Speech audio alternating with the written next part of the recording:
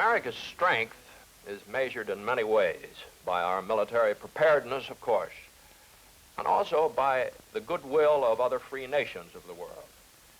Every American overseas, whether civilian or military, is in a unique position to create trust and confidence in our country.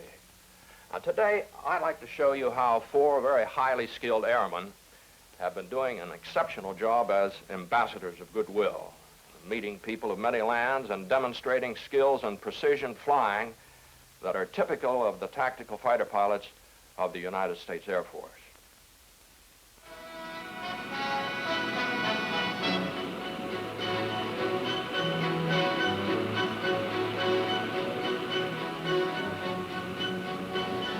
The Thunderbirds are on the move, sliding over the Pacific, thrusting onward to the Orient, to a meeting with people standing as we stand, firm for the self-determining right of each man to find his own sufficient world. Over the cities and villages now, of people who will read in the sky the friendly gesturing of airplanes that seek no greater conquest than to break once more the barrier of language, that which so often divides the basic thoughts of men. And man divided is no stranger to these shores. Reflective memory moves now past the forested corridor that ends in the deserted bastions of Corregidor, where still echo the defiant yells of men, hard-pressed, hopeful in their hopelessness that the world might hear, and hearing carry on the fight. And that fight was won, and today is forgotten. Fujiyama looks down now upon a peaceful land. But new cornerstones of dispute cast again their lengthening shadows upon the Asiatic scene. Taiwan, the island fortress, cleaved from the mainland by the Formosa Strait, and from former kinsmen who believe no more that man is destined to be the individual master of his mind and soul. Northward, free Korea stands strong behind the rampart of a parallel, knowing that behind their way of life stands the United Nations concept of a world policed by the actions of just men, acting in concert to stop forever the militant footfalls of the conqueror's boot. These are the Far East lands, full in tradition and knowing, graced by the old, stirring with the promise of the new. And the people of these lands, people like all people. The farmer endlessly watering his crop, women forever bargaining in the marketplace, 2 men basking in the sun, the old woman careful of her one dress. People, faces of happy children on a slide, college students relaxing between classes, the man protecting his worldly goods, the busy woman pausing for a smile.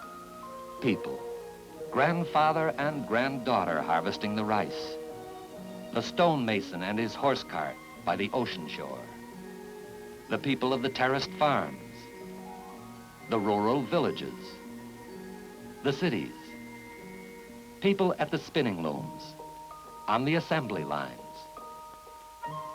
people creating transport, people like all people, part of the holiday scene, part of the workaday scene, the laborer proud of his home, the father proud of his son, the lady shy before the camera, young women bold in their beauty. People like all people, no longer anchored to the past, people on the march. They move to the airfields of the Far East, follow the signs that announce the Thunderbirds, wait in gay spirit for men and machines that will spell in the sky the beauty and strength of the air age. Fingers point, and in the hush, each man's thoughts run like rivers to the common sea. No words need be spoken in this watching of American power birds, for here East meets West in the festive atmosphere of men talking by sign language in the sky to other men.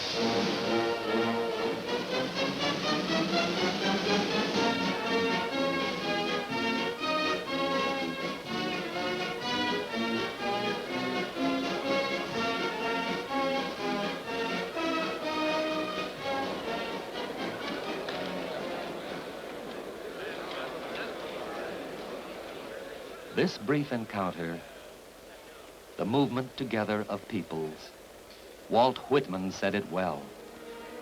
I see tremendous entrances and exits. I see new combinations.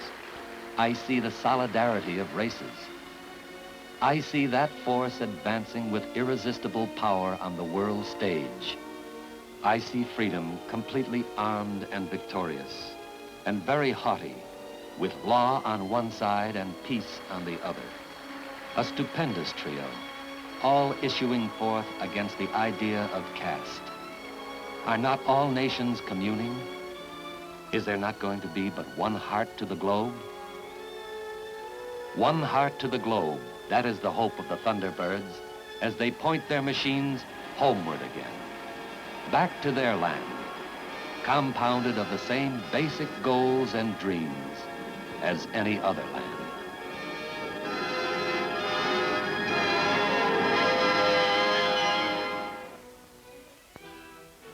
Thank you for joining us in this brief look into the airman's world. The world of jets and missiles, the aerospace world. This has been just one of many stories about your United States Air Force, about the people who keep this force in being today and who will go on making new stories for tomorrow.